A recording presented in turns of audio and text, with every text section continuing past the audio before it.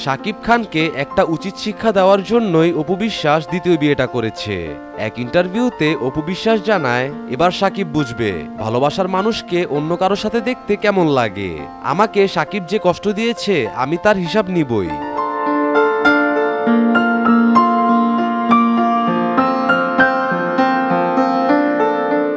অপু বিশ্বাস আরো জানায়, শুনেছি তাদের আরেকটা বাচ্চা হবে। আমি তাদের পথের কাঁটা হতে চাই না। আমি এখন আমার নতুন জামাইকে নিয়েই শান্তিতে বাকিটা জীবন কাটাতে চাই।